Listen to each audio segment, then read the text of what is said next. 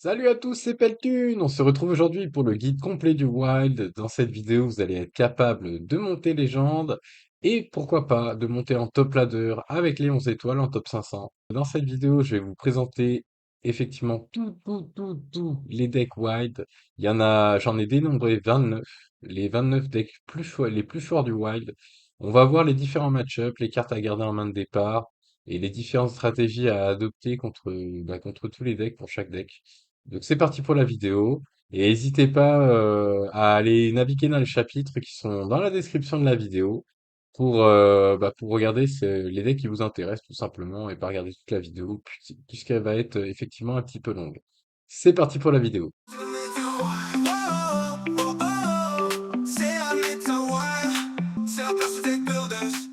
Donc c'est parti pour la présentation des decks. On va partir du DK jusqu'au guerrier. Bon, le DK, il n'y a pas de deck super fort en wild, donc je vais pas présenter le deck DK. Le DH, on a DH Questline, suite de quêtes. Donc la suite de quêtes, c'est quoi? En fait, il faut piocher plein de cartes tous les tours. Donc 4 cartes première étape, 5 cartes après. Et ce qui vous donne Kurtrus, ce qui permet de réduire tout. À chaque fois que vous allez piocher des cartes, ça va réduire le coût de 2. Donc ça, c'est pas forcément utile en fait. On va gagner souvent tour 3 entre le tour 3 et le tour 5. En fait, le but c'est de poser des vengeresses et des brutes qui vont coûter 0, hein, vu que vous allez piocher plein de cartes et jouer plein de cartes avec Marginal. Marginal, qu'est-ce que c'est en fait l'effet marginal? Style, celle-là par exemple. Vision spectrale, vous voyez, en marginal, il y a un effet supplémentaire. Donc marginal, il faut que la carte soit tout à gauche de votre main ou tout à droite de votre main. Il y a une carte qui est super forte dans le deck, c'est Neneuil le pilote qui permet de mettre plein de cartes 1-1 où tu as des pirates 1-1 qui sont invoqués dès que vous piochez cette carte. Donc du coup, il y a des spots en fait où on aime bien faire philosophie pour copier le démon au coup le plus bas. Donc vous allez copier Neneuil, vous jouez deux Neneuil et en fait automatiquement, vu que ça compte comme des cartes piochées, vous allez accomplir votre quête super rapidement grâce au Nunai. Alors dans ce deck aussi, il y a une façon de gagner late game hein, contre les decks Reno. En fait, vous piochez tout votre deck, bon, vous pouvez agresser avec les brutes, mais si vous prenez des AOE, ça sert à rien. Donc le but en fait c'est quoi? Vous avez le Gleftar qui permet de stacker de la pioche à chaque fois que vous jouez des cartes marginales. Donc l'idée c'est quoi? C'est de stacker jusqu'à entre 8 et 12 de cartes piochées. À la fin de la partie, vous jouez Arana, donc au lieu de subir des dégâts de fatigue, vous allez les infliger aux adversaires. Donc en fait, quand vous tapez avec la dernière stack du Gleftar, vous allez tout simplement tuer votre adversaire grâce à votre fatigue, vu que vous avez plus de cartes dans le deck. Les trois cartes très importantes à jouer dans ce deck, c'est Brûlure de mana. Brûlure de mana, votre adversaire a deux cristaux en moins au prochain tour. En général, on joue ça au moment où on joue les brutes. On peut jouer ça également sur les decks OTK juste avant qu'ils partent en combo. Donc c'est pour éviter qu'ils partent en combo. Style un guerrier, vous jouez ça au tour 4 contre un guerrier Tadus qui va partir en OTK tour 5 ou un Druid Barnes, donc du coup vous lui bloquez sa courbe de mana, il peut pas jouer. Le Manavore qui permet de silence un serviteur, donc ça c'est très fort, vous allez voir dans tous les autres decks, il y a souvent Velen, donc du coup ça permet de silence Velen, et il y a des cartes assez chiantes en wild avec Ral d'Agonie, donc pareil, c'est assez utile. Et la carte MVP du deck, hein, c'est planer, effectivement toutes les cartes avec marginal, vous pouvez les découvrir aussi avec étude Idari, qui permet de découvrir avec des cartes marginales. Donc planer, ça permet en fait en marginal, c'est juste horrible pour votre adversaire. Imaginons qu'il ait 10 cartes en main. Si vous jouez cette carte avec marginal, tous les deux joueurs vont remettre la main dans le deck et repiocher 4 cartes. Du coup, imaginons que le mec a 10 cartes, il se retrouve avec 4 cartes. Et surtout des cartes qui n'étaient pas dans sa main forcément. Donc du coup, c'est complètement broken cette carte. Donc voilà pour la présentation de ce deck. Alors que j'ai pas précisé les cartes à garder en main de départ. Donc du coup, contre les agros, qu'est-ce qu'on va chercher? Les agros, on aime bien Étranger féroce, hein. Petite carte sympa pour tempo. Donner le pirate, pareil, sympa aussi. Contre les agros aussi, ce qu'on veut faire, c'est forcément, on veut faire une grosse sortie avec des brutes. Donc faut vraiment calculer son coût par rapport à la quête pour tour 3 en fait, piocher le maximum de cartes, hein, pas forcément. Se dire on va accomplir une ou deux étapes de quête, non, non, là, on veut juste piocher à balle sur un tour, et ensuite poser nos brutes entre le tour 3 et le tour 5, idéalement contre aggro au tour 3, pour pouvoir gagner contre aggro. Voilà pour ce deck, on va passer au suivant. Voilà le druide engrandissement que j'ai créé. Donc c'est un deck qui est vraiment super puissant parce que vous allez enchaîner les parties très rapidement, la défaite ou la victoire. Alors le deck engrandissement c'est quoi? Engrandissement, ça permet de booster les serviteurs mais uniquement dans votre deck, mais par contre ils vont coûter un mana de plus. Donc, pourquoi c'est intéressant? Parce que vous voyez la courbe de mana, on a 14 T1, donc les T1 vont devenir des T2 et ils vont être boostés à plus 2. Alors dans ce deck, qu'est-ce qu'on garde en main de départ? C'est facile, il y a trois cartes à garder en main de départ. On garde engrandissement, hein, vu que c'est un deck engrandissement. On garde forme aquatique parce que ça coûte 0 et on peut aller chercher un engrandissement. On peut aller chercher des bonnes cartes avec ça. Et la brigande parachutiste, trop fort, hein, qui se joue gratuitement et qui va s'invoquer gratuitement dès que vous allez jouer un autre pirate de votre main. Donc c'est vraiment super fort cette carte. Euh, j'ai cliqué là. Dans le deck aussi, il y a plusieurs combos. Alors, les combos, c'est flûtiste paisible, qui va piocher une bête de votre deck. Donc, la seule bête de votre deck, c'est l'amalgame. L'amalgame qui est une bête, mais qui est aussi un pirate.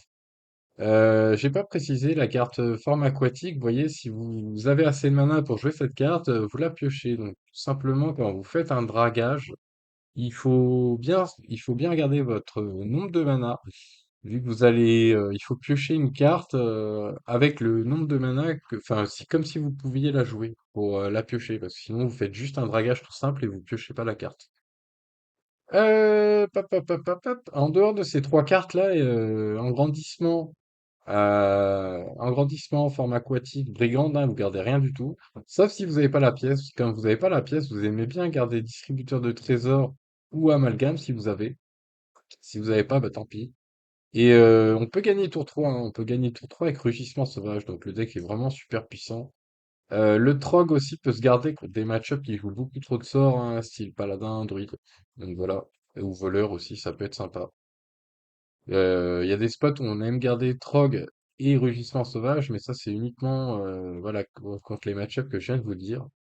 Maintenant, pour l'OTK Barnes, l'OTK Barnes, c'est quoi? Barnes, c'est un serviteur qui permet d'invoquer une copie d'un serviteur de votre deck, aléatoire de votre deck, mais vous avez qu'un seul serviteur, vous avez que deux serviteurs, vous avez Barnes et Isiel. Donc avec Barnes au tour 5, vous allez invoquer, enfin pour 5 mana, pardon. Donc c'est pas forcément au tour 5, ça peut être au tour 3, tour 2, tour 3, hein. Vous invoquez Barnes, vous invoquez Isiel du coup avec Barnes. Isiel, tous vos sorts coûtent 1. Donc on va se servir en fait du projet de biologie. Les deux adversaires vont gagner 2 cristaux de mana. On va se servir de Nourriche pour gagner 2 cristaux de mana. On va se servir de la nuit sous les étoiles pour réinitialiser tous nos cristaux de mana. Et derrière, comment on tue? On tue, on a le lieu qui donne des dégâts des sorts. Et en fait, bah, tout simplement, on a Feu stellaire, on a Fléau ultime, Balayage, on a Éclipse solaire pour faire deux fois le sort. Et, euh, et voilà, voilà pour ce deck. Donc c'est vraiment super puissant. Petit tips, projet de biologie, on le joue uniquement quand on part en combo avec Barnes, hein, faut pas donner des cristaux de mana à l'adversaire. Il y a des spots en fait où on s'en fout, si on joue contre Prêtre Ombre Aggro par exemple, on peut projet de biologie au tour 1. Et pendentif de terre, coffre à jouer, donc coffre à jouer avec le lieu permet de découvrir deux copies d'un sort, par exemple deux dégâts, comme ça ou ça. Et coffre à jouer peut aller chercher aussi Barnes en early. Pendentif de terre peut aller chercher Barnes, donc voilà, c'est le plan de jeu. Voilà le druide dragon, donc le druide OTK Naralex. Naralex, cette nouvelle carte qui brille en standard aussi avec le prêtre Zaremi, donc c'est vos dragons coûtent un cristal. Donc dans ce deck druide, qu'est-ce qu'on a? Ben, on a forcément du ramp de mana, voilà, avec de la pioche de mana. On a le psychomelon qui permet de piocher le serviteur à 7, 8, 9 et 10. Donc en fait, on va chercher bah, tous nos gros dragons. Le but, c'est quoi? C'est tour 8, tour 8. Enfin, quand vous avez 8 mana, vous faites Naralex. Et pour le mana restant, alors soit vous jouez Isera classique hein, pour gagner 3 mana, et ensuite vous jouez des dragons à 1. Soit vous jouez Naralex et vous jouez Matrone du désert qui permet de réinitialiser 4 cristaux de mana, donc ça fait un peu pareil que Isera, mais en plus fort. Il y a un petit tip, c'est Floop. Floop, c'est une copie de la dernière créature que vous avez jouée, qui coûte 4 mana et qui est 3/4. Donc ça, en général, on va copier Alexstrasza qui permet d'infliger 8 dégâts, donc ça va infliger 16. Pourquoi? Parce qu'on a l'autre Alexstrasza qui permet de mettre le héros à 15. Donc tout simplement avec ces deux dragons, enfin avec Alexstrasza x2 qu'on va jouer pour 2 mana, on va tuer l'adversaire comme ça, sachant qu'on a aussi des Dragons, donc ça c'est juste horrible pour l'adversaire, ça va coller des dégâts en plus. Et pendant type de terre, toujours, on retrouve pendant type de terre pour aller chercher Naralex, tout simplement. Voilà l'OTK chasseur imbu. Donc du coup, comment ça se joue ça? Alors du coup, c'est un peu comme un standard. Le but, bon, vous avez de la découverte, hein. Vous avez de l'anti-secret. Vous avez toutes les cartes empreintes. Empreinte, ça permet de... Votre pouvoir héroïque va booster en attaque vos bêtes et va réduire leur coût. Alors du coup, qu'est-ce que c'est, hein? C'est débile. On joue Rhino de la Toundra pour donner charge aux bêtes. On joue Cerbère, Monsieur Mkla, Malorne, Goldrin et Roi Kush. Donc ça, c'est des grosses bêtes qui vont coûter quasiment zéro. Donc vous allez jouer tout ça avec charge et du coup mettre une grosse patate à plus de 100 dégâts. Donc c'est juste énorme. Vous avez un petit combo dans le deck aussi. Enfin deux... Ouais, vous avez un seul combo dans le deck. C'est vous jouez Cerbère là. Donc ça permet d'infliger des dégâts en con. Du coup, vous jouez ça. Vous jouez le Sora de... Euh, pap, pap, pap. Bravoure de Jormungand, donc ça permet de booster de plus de d'attaque et surtout de tout le surplus de dégâts va frapper le héros adverse. Donc pourquoi c'est intéressant? Parce qu'avec l'empreinte, vous allez booster en attaque le Cerbère, vous allez jouer le Sora 2, bravoure de Jormungand, et en fait vous allez OTK l'adversaire juste avec ces deux cartes. Voilà pour ce deck OTK chasseur en but. Maintenant, on va voir le chasseur Reno. Donc, le chasseur Reno, c'est un deck plutôt agressif, hein, vous voyez, la courbe de mana est assez basse, 14 C2. Dans ce deck, donc c'est assez porté sur l'agression. Il y a, comme tous les decks Reno, il y a des cartes à garder en main de départ contre les OTK, donc classique, hein, Rat Loyal, Okani, on a Tranché Kai, on a Maître du Mojosi contre les druides, hein, qui permet de refaire passer les deux cristaux de mana à 5, donc ça permet vraiment de casser les réponses de l'adversaire. On a du Teldurin, hein, la carte Reno du deck, hein, une nouvelle carte Reno des extensions là, qui permet de trade tout le board adverse d'aggro, trop fort. Vous avez des combos dans le deck aussi, vous avez Fleur de Serpent, Toxicité à une bête alliée. Et vous donnez du coup à... où est-ce qu'il est? À Écaille d'Effroi, donc ça permet d'infliger un dégât à la fin de chaque tour, à la fin de chacun de vos tours. Donc avec Toxicité, ça permet de clean tout le board adverse pour 3 mana. Trop fort. Pour 6 mana, pour clean le board, vous avez aussi pour 6 mana Écaille d'Effroi plus Gueule d'Acide, qui permet en fait de faire la même chose. Voilà pour ce deck Chasseur Reno. Voilà le mage imbu, le mage empreinte. Donc ce mage-là, en fait, c'est un des decks les plus populaires du moment, puisque super puissant, parce que en fait, qu'est-ce que vous avez? Vous avez les calices pour clean les créatures en aggro. Vous avez le côté empreinte du pouvoir héroïque trop fort pour coller des dégâts sur les adversaires, sur le héros adverse. Vous avez un peu de pioche avec l'art divinatoire, avec la consomption. Vous avez le mystère ancien qui permet de piocher les secrets, hein. Donc les secrets, vous avez le bloc de glace et vous avez deux objections pour contrer les serviteurs. On retrouve aussi l'holotechnicien, donc qui permet de, juste avec votre pouvoir héroïque, vous allez clean toutes les créatures en face, donc trop fort, ou avec le calice aussi, ça marche aussi. Et surtout dans ETC, en fait, ça c'est un peu la clé contre les decks Reno, etc. Donc on a le missile dévolutif, ça c'est si le mec joue Velen, hein, c'est juste trop chiant, donc boum, missile dévolutif sur Velen. Témoin Peloka si c'est un mage, hein, pour pas qu'il ses blocs de glace s'activent. Et brise plat contre tout ce qui est guerrier, druide et compagnie, qui fait beaucoup d'armure, donc ça permet de finir l'adversaire avec brise plaque. Donc si vous voyez ce deck, en fait, il n'y a pas Malorn, la coupe de mana s'arrête à 5, il n'y a pas Malorn, il n'y a pas Essina, etc. Puisque ce deck, en fait, c'est juste débile, vous allez voir, il y a la combo phare, en fait, c'est vous faites Chorus de Karaoké, votre pouvoir héroïque se déclenche 2 fois, et vous jouez Apprenti, lance votre pouvoir héroïque sur tous les adversaires. Donc en gros, en fait, pour chaque adversaire, vous allez déclencher votre pouvoir héroïque. Donc vous allez OTK votre adversaire comme ça. Maintenant, le mage otage, ce mage tant détesté par beaucoup de joueurs, puisque, bah, comme le nom l'indique, il vous prend en otage dans son gel, dans ses blocs de glace, et vous pouvez rien faire. Donc effectivement, ça c'était c'est le deck préféré de Maximon, hein, le vainqueur des Master Tour. Du coup, ce deck, qu'est-ce qu'on fait? En fait, le but du jeu, bah, c'est un deck défensif. On n'a que des outils bah, pour geler. On a de la Nova, on a du bloc de glace pour résister.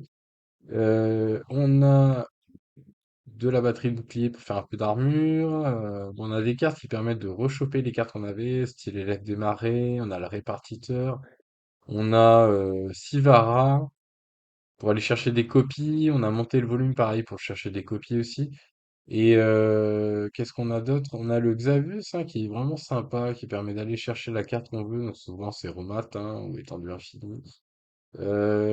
Perso, moi j'aime pas trop Étendue Infinie puisqu'elle a été nerfée, on n'arrive jamais à la jouer. Enfin personnellement j'arrive plus à la jouer donc pas trop c'est une combo. Et dans UTC, vous voyez, ce joueur-là a décidé, au lieu de mettre un bloc de glace, qui met une objection en fait pour contrer un peu tous les decks. Moi je préfère survivre que contrer les decks honnêtement.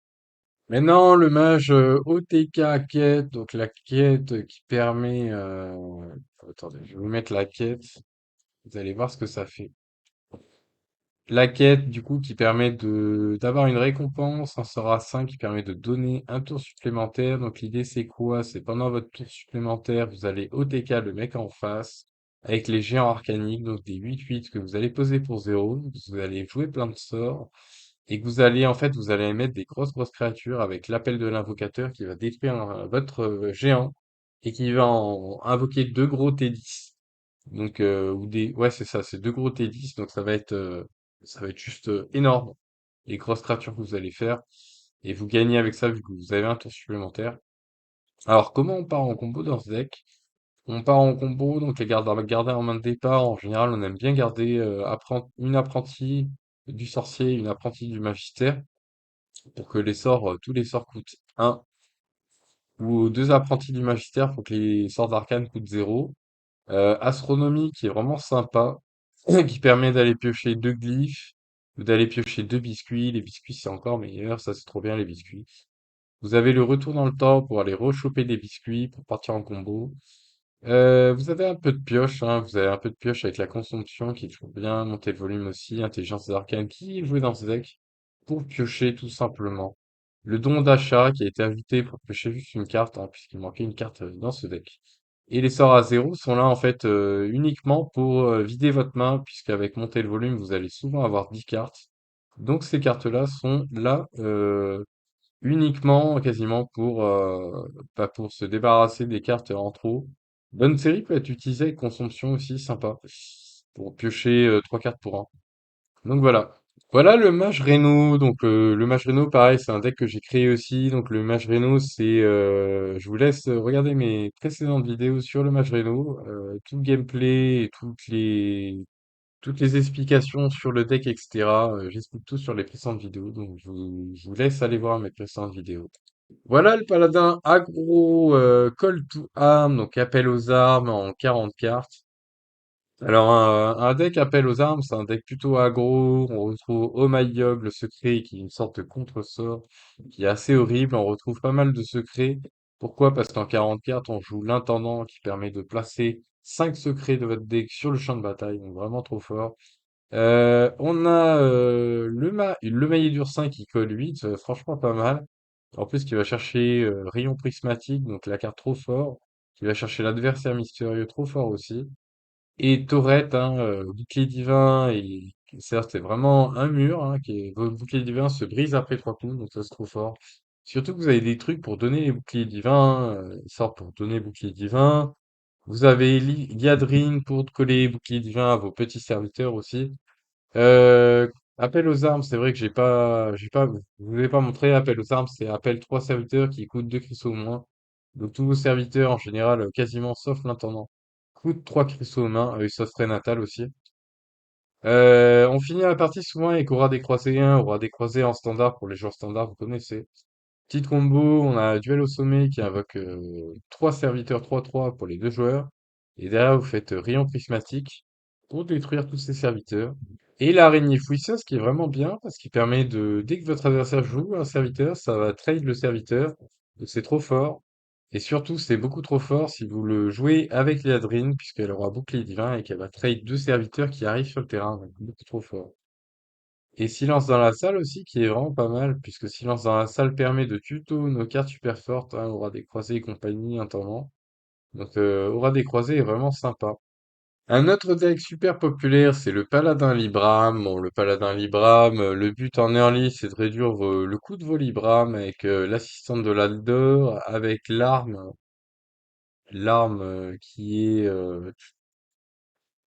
là, la tranche étoile qui permet de réduire de 2 vos Libram. Et derrière, qu'est-ce qu'on fait, hein, on bourrine, hein, on joue plein de sorts du sacré avec les boissons, des Libram. De la pioche, on va piocher, on joue des gros serviteurs, on joue des 5-5, on joue des 3-3 boucliers divins.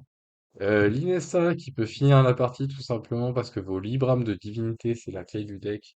C'est des sorts qui vont coûter 0 et qui vont donner +3/+3 à un serviteur et qui vont revenir dans votre main à la fin du tour. Donc du coup, avec l'Inessa, vous allez les jouer deux fois. Donc vous allez donner deux fois +6/+6 et ensuite vous allez avoir 4 Libram de divinité. Et ensuite, vous allez pouvoir les rejouer deux fois, etc. Donc c'est trop fort. Il y a deux cartes en fait qui permettent de briser les réponses de l'adversaire. C'est peur bleue. Peur bleue, c'est juste horrible. Les serviteurs adverses coûtent 5 de plus au prochain tour, donc l'adversaire ne peut pas jouer de serviteur. Et vous avez aussi réprimande. Réprimande trop fort, c'est pour les sorts du coup. Les sorts coûtent 5 de plus pour l'adversaire au prochain tour. Ça permet vraiment de bloquer les réponses. C'est beaucoup trop fort. Et vous avez également du coup cette carte du coup qui permet contre les mages, hein, surtout parce que contre les decks mages on peut rien faire avec le Paladin Libram. Donc ça permet de dégeler vos serviteurs et ensuite du coup d'attaquer et de finir le héros adverse avec cette carte-là. Voilà l'OTK Uther en 30 cartes, donc ça c'est plutôt la version cute, on va dire la version avec des petites créatures. Vous voyez, il y a 22 créatures T1. On a des petites créatures, en gros, le plan de jeu, c'est quoi? C'est de gérer un petit peu aggro, de faire, de faire Nosdormu T4, et ensuite T9, vous faites Uther, après Choriste et Commandant du fief, pardon, et vous faites appuyer deux fois sur votre pouvoir héroïque, et vous avez gagné la partie, tout simplement. Donc c'est assez rigolo. Vous avez la sphère aussi pour trier votre deck. Vous avez aussi ce sort-là, donc ça c'est tricky. Pour un, vous allez piocher un sort qui se trouvait dans votre deck et un sort qui se trouvait pas dans votre deck initialement. Donc le sort qui se trouvait pas initialement dans votre deck, c'est quoi dans le deck là? C'est l'huile de serpent qui est dans le marchand de miracle, hein, une huile. Attendez, je vais vous montrer. Je vais vous montrer le marchand de miracle. Donc l'huile a été buff, hein, l'huile coûte 0 et échangeable pour un mana. Et elle inflige 0, donc ça c'est trop fort parce que du coup on va échanger la carte, on va la remettre dans le deck et du coup vu que c'est un sort qui vient pas de notre deck, grâce à ça on va piocher au lieu d'une carte, on va piocher deux cartes. Donc voilà pour ce deck. Une variante du deck OTK Uther Cute, on va dire, c'est une OTK Uther plutôt contrôle, hein, avec des sortes de gestion, on a taxe, on a on a quoi? On a juge et bourreau. On a on a du consécration. Donc on a pas mal d'outils de gestion. On a lumière sacrée qui est une carte donnée par Zephyr, donc c'est trop fort. Pour 2 vous gagnez 8. Donc ça c'est pas mal. Pareil pour 2 vous gagnez 4. La combo de bah, vous avez vous avez deux temps morts pour être insensible. Puisque le but de ce deck c'est quoi? T2, vous jouez silence dans la salle, hein, c'est juste débile. Vous allez réorganiser votre deck suivant les coûts les plus élevés. Ensuite, derrière Silence dans la salle, on joue Nosdormu à 4 pour faire passer les cristaux de mana à 10. On joue temps mort pour et votre héros est insensible. On joue Uther, hein, ça va temps mort si besoin. On joue Uther et après on joue Appel aux armes qui va invoquer les serviteurs à 2 cristaux ou moins, donc ça va invoquer choriste et commandant. Débilos et vous appuyez 2 fois sur votre pouvoir héroïque et vous avez gagné. Voilà, on passe maintenant sur le deck Paladin Reno Colère Divine. Donc c'est un deck Reno OTK. OTK Colère Divine, qu'est-ce que c'est? Colère Divine, c'est un sort qui permet de piocher une carte et d'infliger autant de dégâts que son coût. Donc on va infliger en fait, le but c'est d'infliger 125 ou 25 ou 20 à l'adversaire en fait directement avec cette carte-là. Alors du coup, contre les mages, vous allez me dire, ouais, mais les mages, ils ont des blocs de glace et tout, vous inquiétez pas, on a un témoin un peu loquace pour pas que, pour un anti-secret en fait. Comme ça, vous allez OTK l'adversaire. Alors il y a la petite combo en général qu'on aime bien faire dans ce deck pour accélérer en mana. On joue Cowboy Sacré, votre prochain sort du sacré coûte 2 cristaux de moins. Donc qu'est-ce qu'on veut faire? Le sort du sacré en fait que vous avez dans le deck là, c'est la colère divine. Donc la colère divine qui va coûter au lieu de 5, qui va coûter 3. Pourquoi c'est intéressant? Parce que la combo classique, c'est on fait un dragage. On a le chalutier qui fait un dragage, ça aussi ça fait un dragage. On a le planificateur qui permet de choisir l'ordre des cartes sur le dessus de la bibliothèque, qui combotte aussi avec la colère divine. Et la combo classique, hein, c'est Cowboy d'abord. Après, on joue Polket. Polket, il faut jouer dans le même tour. Polket pour 4. Témoin Pelokas s'il y a un mage. Et Colère divine ensuite. Vous avez, pour réduire cette combo, donc ça fait 4 et 3 7 et 3 10. Vous pouvez la jouer plus tôt, vu que vous pouvez réduire votre main avec Torisan. Voilà donc pour ce deck. Voilà maintenant une autre version du Paladin Reno. Donc là, c'est un Paladin Reno Uther, comme les petits decks de 30 cartes que je vous ai présentés, donc avec le choriste et le commandant de fief, qu'on retrouve également dans UTC. Du coup, pareil, c'est un classique, hein, Nosdormu, pareil. À coup de Nosdormu, Uther, donc là, il y a même Ursol, donc les deux sorts, vous voyez, il y a Rayon Prismatique qui permet clean aggro. Et le deuxième sort le plus cher, c'est Temps Mort, donc il permet d'être insensible pendant 3 tours. Et ensuite, tranquillement, bah, vous allez piocher ça là, vous faites votre combo et vous avez gagné. On trouve plein de petits secrets dans ce deck qui vont être activables avec l'adversaire mystérieux, pardon. Dans ce deck, sinon il y a de la petite gestion, hein, beaucoup de petites gestions. Il y a des cartes qui sont très fortes contre aggro, style entrer dans le Colisée, taxe de séjour. Bon, il y a égalité, il y a Runi, donc Runi qui peut choper le lieu pour détruire tous les serviteurs. C'est vraiment pas mal. Il y a Baroff aussi qui peut être sympa. Vous voyez, il y a des petits trucs sympas, rayon prismatique trop fort contre aggro. Voilà pour ce deck. Maintenant, on va passer au prêtron aggro en 40K. Donc pour moi, c'est le prêtron aggro le plus efficace en top ladder. Le but, vous voyez, on a une courbe de mana très agressive, donc c'est un deck aggro classique. On retrouve bah, toutes les cartes Smork du prêtron, moi, hein, carte horrible. En main de départ, bah, qu'est-ce qu'on veut garder? Il y a des cartes qui sont... Bah, on veut garder un pirate, hein, idéalement. Massas trop fort, Médecin du bord trop fort, ces 2 cartes elles sont trop fortes en main de départ. Il y a l'insistante qui est trop fort aussi. Euh, Il y a le linge en papier qui peut se garder également. Si vous n'avez pas la pièce, la cathédrale peut se garder.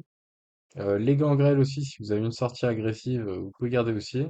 Contre les OTK ou les Big Shaman, les OTK, donc on a du voleur, on a du druide, euh, je pense que tout, bon, il y a du Big Shaman aussi, du coup, ça c'est pas au TK, mais ça fait chier, puisque T4 il nous invoque un gros serviteur, donc on va mettre la Mokani T4 pour bloquer la réponse. Et pop, pop, pop, pop, pop.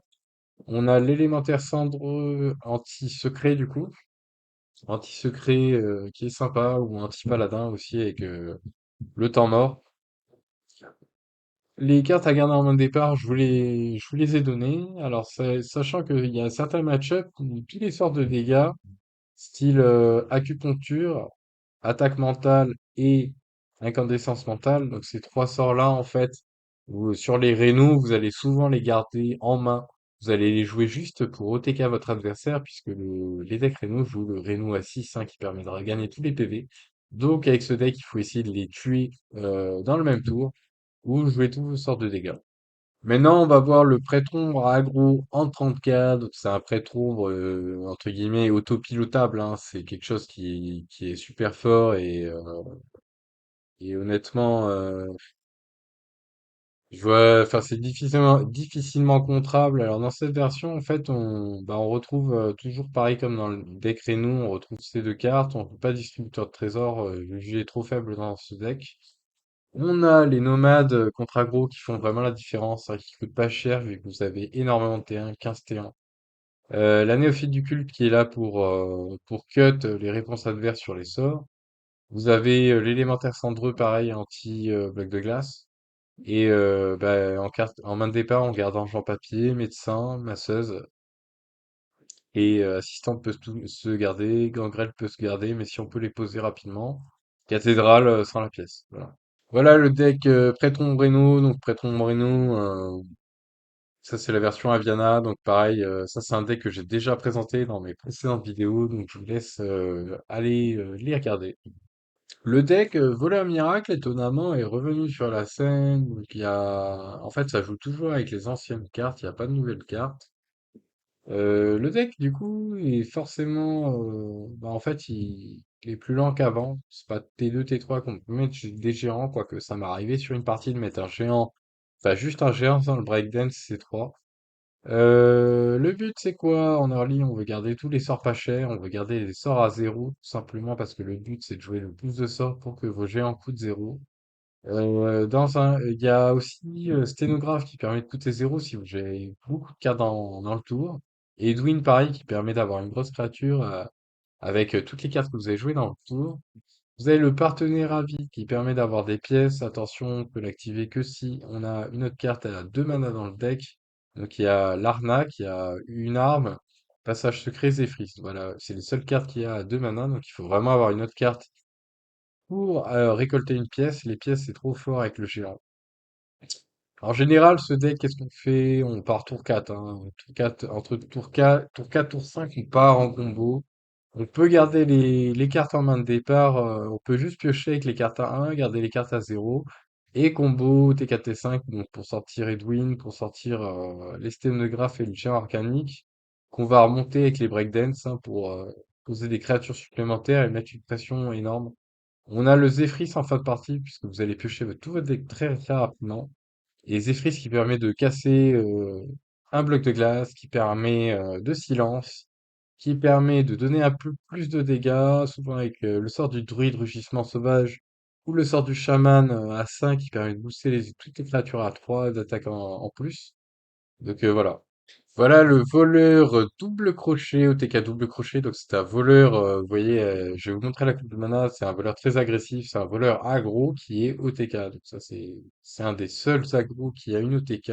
L'OTK c'est quoi? Double crochet. Double crochet si vous avez invoqué 7 autres pirates pendant cette partie, pile adversaire. Donc c'est quoi la pile adversaire? Pile adversaire, c'est, vous voyez, vous avez le choix entre trois actions. Donc la première action, vous allez voler 5 cartes du deck de votre adversaire. Là, vous pouvez voler 2 cartes dans la main de votre adversaire. Et vous pouvez aussi prendre le contrôle du coup du serviteur de votre adversaire à l'attaque la plus élevée. Donc c'est ultra ultra fort. On peut vider tout le deck de l'adversaire, on peut vider toute la main de l'adversaire ou lui enlever tout son board. Tout simplement pourquoi? Parce qu'on joue Bran, un Bran qui va doubler les cris de guerre, donc ça on peut le faire 2 fois, on peut le faire énormément de fois, puisqu'on joue la manœuvre de Searpiller qui va replacer plein de copies du double crochet dans votre deck. C'est juste horrible. Alors l'activation du combo, comment on fait? Souvent on fait Bran, on joue la canaille A1 qui a été miniaturisée, et on joue ensuite double crochet suivi de manœuvre de Searpiller. Et on peut faire du pas de l'ombre aussi pour pouvoir rejouer le tour d'après le double crochet. En early, qu'est-ce qu'on veut garder? Papillon noir, MVP, les, Brigands de parachutistes, c'est vraiment pas mal. Ça tombe à pic, pas mal aussi. Pillage, ça se garde. Achat douteux, ça se garde pas. Sauf si vous avez la prep, ça peut être sympa pour piocher 3. Donc voilà pour ce deck. Maintenant, je vais vous présenter le deck OTK Draka en voleur. Alors, Draka, qu'est-ce que c'est? Draka, c'est une carte qui permet de vous équiper d'une arme 1-3 et qui va être boostée à chaque fois à plus en attaque pour chaque carte que vous avez jouée pendant le tour. Donc, le but en général, quand vous jouez cette carte, c'est de jouer 30 ou 40 cartes pour pouvoir OTK directement le mec entre le tour 3 et le tour 5. Donc, c'est ultra violent. Alors ça, je disais que c'est assez particulier en termes de gameplay. Il y a que 4 créatures dans le deck, hein. Il y a Tenwu, il y a le panneau et ETC Chak. Voilà, il y a que ça. Donc les 4 cartes, les cartes de serviteurs, vous voulez les garder en main de départ, hein. Vous allez tous les garder en main de départ, les serviteurs. Vous n'allez pas chercher à comprendre. On veut du coup avoir les 4 créatures le plus tôt possible. Donc on a des cartes pour piocher les créatures. On a une voile de dissimulation pas mal. L'arnaque aussi. Recherche de trésor aussi, cool. Donc, du coup, on veut vraiment avoir les 4 créatures le plus tôt possible. On va avoir aussi, il faut garder en main un activateur. Donc les activateurs, qu'est-ce que c'est? C'est un sort à 0 en fait, qui va vous permettre de partir en combo plus tôt. Donc pièce préparation. En fait, l'ordre de la combo, c'est quoi? Donc, quand vous avez votre combo, vous faites soit préparation, soit pièce, ou les deux. Vous faites tac, donc qui va réduire les deux prochaines cartes de 3. Vous allez jouer le panneau à 0. Ensuite, vous allez jouer Tenwu qui va renvoyer chaque dans votre main. Vous rejouez chaque. Vous jouez ETC. ETC en premier lieu, vous allez prendre potion d'illusion. Vous jouez potion d'illusion. Vous jouez, euh, vous jouez Tenwu. Il est où Tenwu? Tenwu sur Chak. Encore Chak. Vous jouez. Attendez. Non. Vous jouez Chak. ETC. Attendez. Donc la combo, ouais, c'est ça. Vous piochez d'abord vos serviteurs avec ça. Ensuite, les 4 serviteurs, une fois que vous les avez, la combo, ouais, c'est bien un activateur à 0. Chaque panneau, Tenwu sur chaque ETC, on prend potion d'illusion, on joue potion d'illusion, on fait, euh, on fait le deuxième chaque, Tenwu sur chaque, non, au lieu du chaque, non, c'est ETC, ETC, on va chercher Tohubohu, on joue le deuxième chaque, on joue Tohubohu. Ensuite, on joue le panneau à 1. On joue ETC, du coup, il coûte 0. On va chercher Draka. Ensuite, on joue Tenwu. On renvoie ETC dans notre main. On joue Tenwu sur Tenwu. Tenwu sur Tenwu. Ensuite, pendant qu'il y a les animations qui se font, normalement, on a deux ETC en main, donc il faut en jouer qu'un seul. Donc, on joue un ETC. On joue, on, on joue, comment dire? On continue à jouer les Tenmu sur Tenwu, et en fait, une fois que vous avez joué plein de Tenmu sur Tenwu, vous jouez, vous pouvez jouer Chak, donc le premier Chak, donc qui permet de balancer une carte que vous avez en main qui n'est pas de la combo, vu que c'est les deux prochaines cartes coûtent 3 de moins. La deuxième carte, vous jouez Chak, et ensuite vous jouez du coup Draka, que vous avez obtenu par ETC, donc qui permet de coller 30 ou 40. Voilà le démonies suite de quête. Alors, le démonies suite de quête, pour ceux qui connaissent pas, le but c'est de s'infliger plein de dégâts. Il y a 3 étapes de quête. Une fois que vous avez accompli les 3 étapes de quête, vous obtenez Tamsin à 5 qui va faire que à chaque fois que vous infligez des dégâts, vous allez les infliger au héros adverse à la place. Donc ça vous avez que des cartes pour vous infliger des petits dégâts. Dans le départ, on aime bien Cristallisatrice, les petites cartes, Kobold, contre les agros, Lanceuse, ça peut être pas mal. Il y a des cartes style hôtel. Enfin, il y a Pierre de Soin qui permet dans un tour où vous avez été infligé plein de dégâts, vous rendez plein de points de vie. L'hôtel de feu qui rend pas mal contre les decks Paladin Colère Divine. Tous les decks qui font du dragage en fait, vous pouvez détruire les cartes du dessus de la bibliothèque, c'est vraiment pas mal. On a le sort clé du deck, hein, la production de masse, qui permet de piocher deux cartes et de s'infliger trois et de remettre des cartes dans le deck comme ça. Donc en général, en fin de partie, on gagne grâce à cette carte. Et qu'est-ce qu'on a d'autre? Dans ETC, en fait, vu que c'est un deck 40 cartes, en fait, on n'a pas de gestion avec effet domino, etc.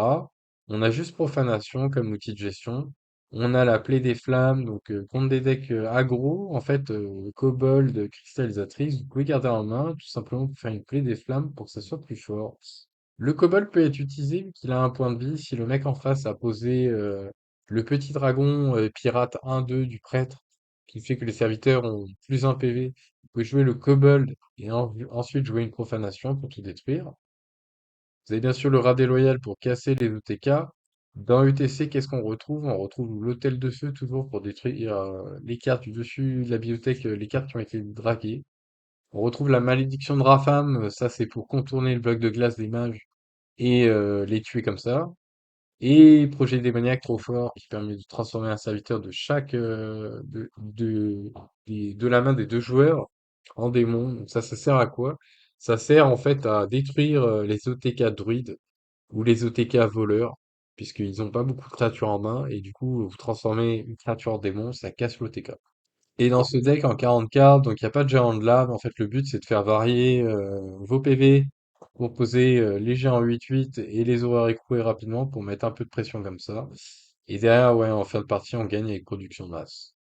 Le démoniste Reno, c'est un démoniste en fait qui c'est bourré de disruption. Disruption, c'est quoi? C'est pour gêner l'adversaire. Donc c'est comme tous les decks Reno en fait qui se jouent en fonction des match-ups. Vous avez des cartes anti-ETK, donc les cartes anti-ETK, vous avez Hôtel de Feu, anti-Paladin, Colère Divine. Vous avez Projet Démoniaque, anti-voleur, anti-druide. Vous avez pareil, Rat Loyal, c'est la même chose. Vous avez quoi? Vous avez de la vipère, bon c'est changeable, c'est pas mal, mais ça permet vraiment de détruire une arme quand il y a des armes qui sont chiantes. Vous avez Okani contre les chamans et contre les voleurs et les druides. Donc ça, c'est pour contrôler les OTK. Shersham, pareil, contre les OTK. Rin, pareil, c'est vraiment embêtant. Donc ça, c'est la version de Mastéro, je l'ai pas précisé.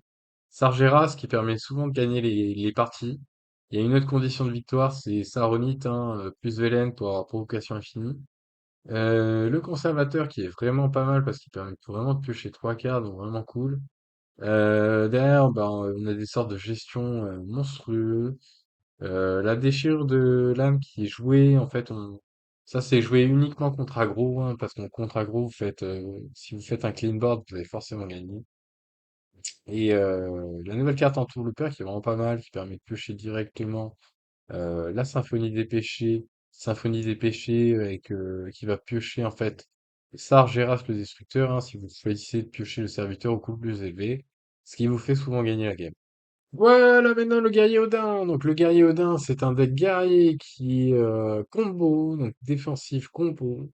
C'est un guerrier qui est vraiment anti-aggro par excellence, puisque vous allez faire énormément d'armure. Alors les cartes à garder en main de départ, vous allez garder tout ce qui pioche hein, énormément. Donc le buffet à volonté se garde. La lumière du phénix peut garder également, mais ce qu'on veut vraiment, c'est le capitaine tout risque. Le capitaine tout risque qui permet, si vous faites capitaine tout risque into bar off, vous détruisez tout le board adverse. Si vous faites capitaine tout risque, non, en général, l'order, c'est quoi? C'est qu'on pose fabricante d'armure en premier, capitaine, euh, Star du Rock, Rover en Eternium, et on joue toute notre petite créature comme ça, en fait, avec la fabricante d'armure, pour faire beaucoup de dégâts d'armure, mais on peut faire également beaucoup de dégâts, vu que c'est un guerrier Odin qui permet de transformer, enfin, pas de transformer, mais en fait, dès que vous allez gagner de l'armure, vous allez gagner autant d'attaques, donc ça permet, vous allez gagner comme ça, en fait, tout simplement. Dans UTC, d'ailleurs, il y a des outils pour gagner, suivant les match-ups, vous avez un peu de mal. Témoin le Pelokas permet de tuer les mages. Médecin légiste qui est là uniquement pour Velen, parce que beaucoup de joueurs jouent Velen, donc c'est pour silence Velen et aller face. Et appel à la barre, ça c'est anti-OTK, hein, voleur, druide, voilà les classes comme ça, vous faites appel à la barre, c'est fini, fin de la partie. Voilà un deck aussi très populaire, c'est le guerrier OTK Tadus charge, donc là ce qui se joue plus, en fait avant ça se jouait surtout avec l'arme qui donnait autant d'attaques au matelot qui permettait, enfin, quand vous avez beaucoup de points d'armure, permettait de donner de l'attaque ici, et d'avoir charge avec le matelot de 3. Donc ça, en fait, le problème, c'est, bah, il y avait l'arme, il y avait des casse-armes, il y avait, ouais, il y avait des petits soucis dans ce deck. En fait, ça demandait trop de cartes. Donc, du coup, en fait, ce qu'on a fait, c'est, enfin, ce qu'on a fait, c'est pas moi forcément, c'est les joueurs qui ont fait ça. Les joueurs ont décidé, en fait, de combo pas avec le pirate, mais directement avec Tadus. Donc, bah, le OTK, c'est avec Tadus. De lui donner charge à Tadus. Donc, Tadus, c'est quoi? C'est, en fait, un tour sur deux, la polarité va s'inverser, c'est-à-dire que vos cartes de coups impairs vont coûter 2 de moins sur les tours pairs. Donc, au tour 2, la réduction va être impaire. Au tour 3, la réduction va être paire, etc. Ça change tous les tours. Le but du deck, c'est quoi? C'est de garder Tadus en main de départ ou Fuite Chimique, ou tout ce qui peut piocher ces deux cartes. Donc Polquette, ça on garde tous les jours, pour aller chercher du coup Tadus et Fuite Chimique. On a l'Entourlooper qui permet d'aller piocher directement Fuite Chimique. On a la marchandise qui permet d'aller piocher directement Tadus. Donc le but, c'est d'avoir ces deux cartes-là. Tour 5, on joue fuite chimique, hein. Même si vous avez la pièce, il faut jouer tour 5, c'est important pour la polarité de Tadus. Sinon, ça va pas marcher la combo. T5, on joue ça. Le but, vous avez des créatures qui permettent, ou des sorts qui permettent d'invoquer des copies de Tadus, donc vu qu'il va être blessé avec la fuite chimique. Vous avez ça, vous avez la Genèse qui invoque des copies. Dans ETC, pareil, on a la Genèse aussi.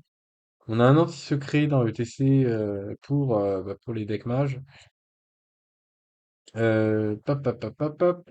Là, les copies, en fait, il faut uniquement copier une fois que vous avez donné charge à Tadus en premier lieu. Donc, comment on donne charge? En fait, il faut jouer d'abord le Naga qui réduit de 1 le prochain sort. Pourquoi? Parce qu'on a le sort qui donne charge, en fait, qui va coûter 3, qui est un sort impair.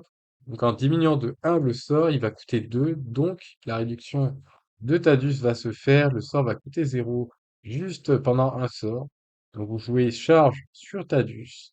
Et ensuite, vous pouvez jouer sans visage, vous pouvez jouer la jeunesse qui est là, ou d'un ETC, qui permet directement d'avoir plein de Tadius avec charge et de gagner comme ça. Vient ensuite le deck Guerrier Reno. Alors le deck Guerrier Reno, c'est une dernière pépite qui est sortie il y a pas longtemps. Alors en 30 cartes, pourquoi? Parce que c'est un deck combo, il y a plusieurs combos.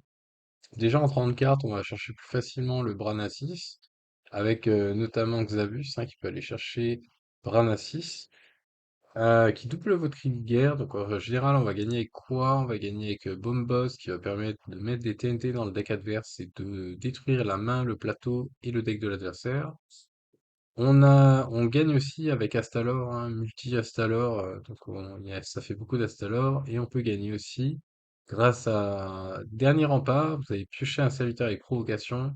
Donc vous allez piocher en fait le Goinfre, qui est aussi dans l'UTC. Le but, c'est quoi? C'est de piocher l'étendue infinie quand vous avez la sphère, de remettre étendue infinie, donc d'activer la sphère pour mettre étendue infinie au fond de votre deck. Derrière, vous faites dragage et vous gagnez 125 d'armure, ce qui est énorme. Voilà. Et après, tout le deck, après, on peut garder buffer à volonté en main de départ pour aller chercher des créatures, voilà. On regarde dernier rempart, buffer à volonté, sphère, le goinfre, et on garde surtout pas étendue infinie, voilà. Donc voilà pour ce deck. Voilà le Big Shaman. Alors le Big Shaman, c'est un deck très populaire puisque simple à jouer.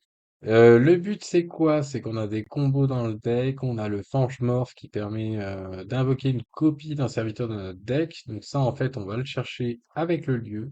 La forêt enchantée, donc forêt enchantée qui permet de piocher un serviteur avec cri de guerre. Ça tombe bien, c'est le seul cri de guerre. Diminue son coût de 1. Donc du coup on va avoir ça pour 4. Et on peut diminuer encore le coût avec le marteau d'enchère qui va le réduire à 3 voire 2. Donc trop fort.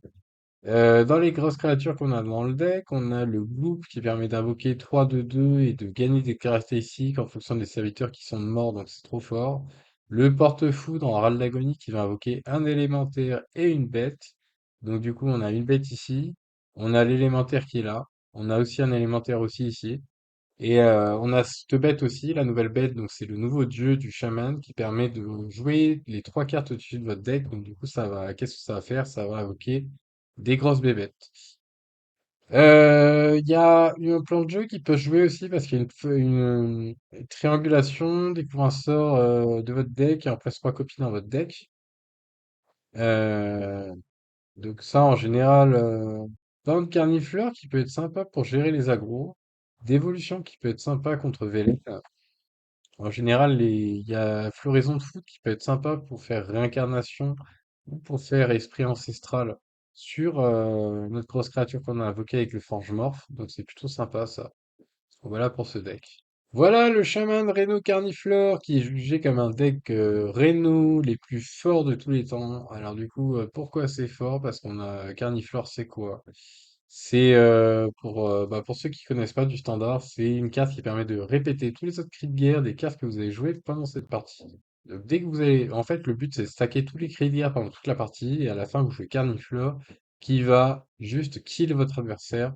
Pourquoi? Parce que vous avez des brutes à pisto boom, vous avez, euh, vous avez du Oreb, donc du coup votre adversaire ne va pas pouvoir jouer.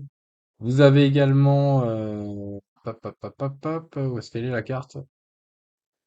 Je la vois pas, bah, c'est pas grave. Vous avez le Carniblock qui est juste horrible, qui va répéter trois fois les cris de guerre, donc ça c'est une carte vraiment super super forte. Et on retrouve en fait le joueur en fait a mis contre les paladins, contre tout ce qui est board centrique, il a rajouté la combo Saronite Velen, donc trop fort. Dans le ETC, on trouve Kil'jaeden s'il n'y en a plus de deck, le Astalor pour combo et la Cryogénie pour aller chercher une copie d'un de nos serviteurs, hein.